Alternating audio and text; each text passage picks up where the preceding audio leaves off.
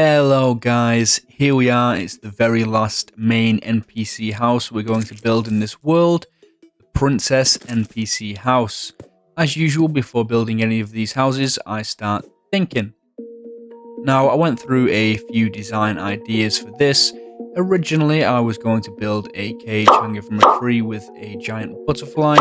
Then I was going to build a castle made out of coral on the beach, but decided to save that one for a playthrough I'm planning to do because it fits more with the ideas that I have for that world. And eventually I decided on a design similar to the first idea, but a little bit darker and a little bit Dark Souls inspired. Now, I love the moonlight butterfly from that game. It's so eerily beautiful in such a strange way. So I decided to involve some of the elements from that into this build. So the princess is going to be locked in a tower, as princesses often are, and she's going to be visited by a giant lunar moth, which I'm pretty sure was the inspiration for the moonlight butterfly. So I'm going to start by building up the tower with mudstone bricks painted grey.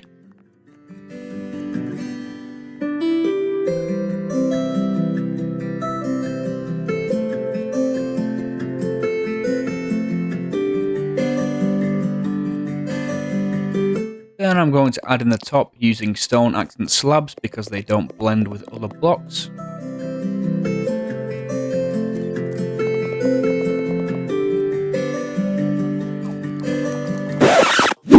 It's me, Guppy the Gallant, and I'm interrupting this video to bring you today's piece of Terraria trivia! Did you know the most expensive item in Terraria is the companion cube at a whopping 5 platinum coins? Daylight robbery if you ask me. If I wanted to be stabbed in the dark, then I'd just go sit in the corruption. I've added in the walls using grey painted blue tiled walls and blue slab walls, and now I'm going to put in a chaos style false foundation, and I'm just going to add in a dingy wooden tower door. The shadewood door looks great for this, and I've replaced some of the blocks in the tower with stone blocks. This not only gives the tower a more rundown aesthetic, but it also allows me to place down green moss, making the tower look older and more overgrown.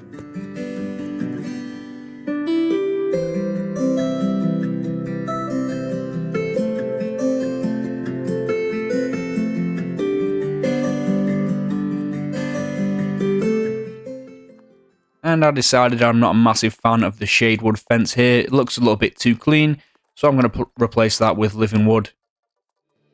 Now I've added in a spiral staircase, and I'm going to build a twisted curly plant branch type thing, just because I need something for the lunar moth to be resting on.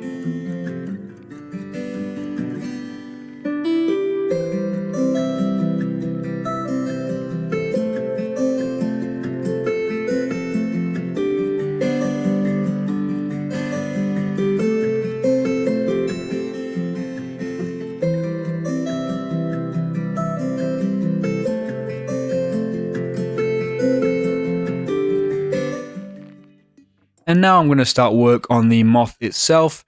Now I've done the main body of the moth with cloud blocks because they look similar to a lunar moth's white furry body.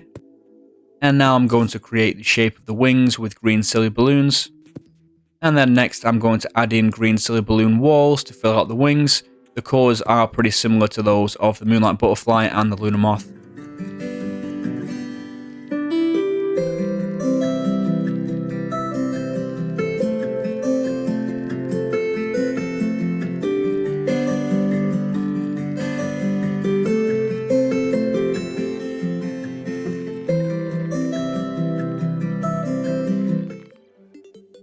And I've added in some details on the wings, I've added in some eyes, and a little antenna using deep yellow painted jungle spikes.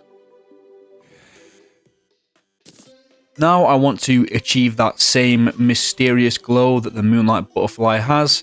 It's kind of like a green / bluey glow. So I'm just going to do some experimentation with some different coloured torches painted with echo coating, so you won't be able to see them, you'll just get the light effect.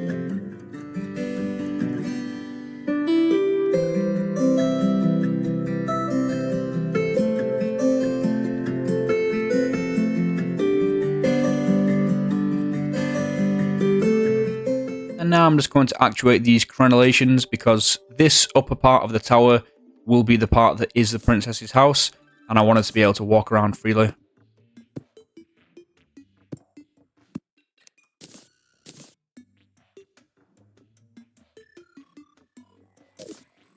And I'm adding in some walls behind the wings, so it looks like you can see the wings on the other side of the moth from this side.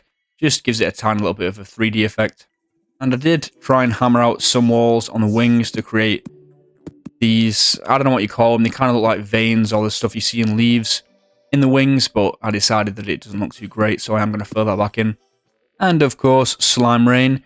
We couldn't make it through one build without something like this happening, although usually by this point I will have had about 2 blood moons at least.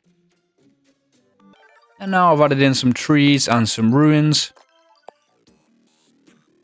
And as I said earlier, it's the upper part of the tower that will be the princess's NPC house. So what I'm going to do is build up a valid NPC house that is completely echo coated, so you won't be able to see it, you'll just be able to see the princess on top.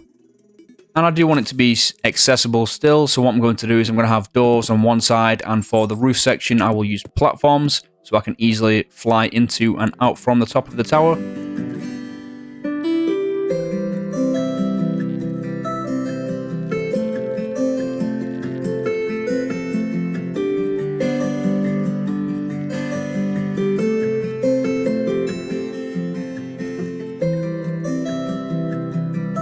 And I just remembered I haven't actually got the NPC princess on this world yet.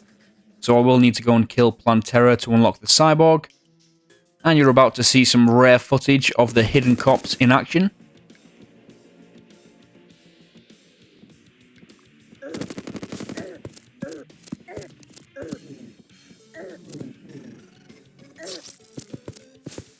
And that's why you don't see much footage of the hidden cops in action. Let's try again.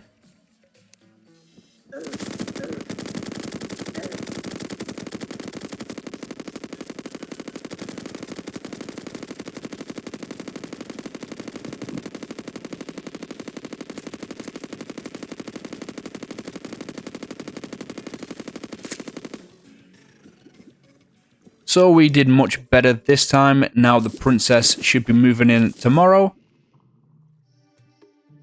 And here we are. This build does look a lot better at night. You can see all the moon glows glowing in the little forest below.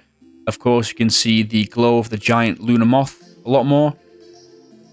Yeah, fantastic. I really enjoyed this build. And yeah, that pretty much wraps it up for all the main NPC houses in Terraria. Now, the next video will be a world tour showing off all the houses. Thank you very much for watching, and have a wonderful day.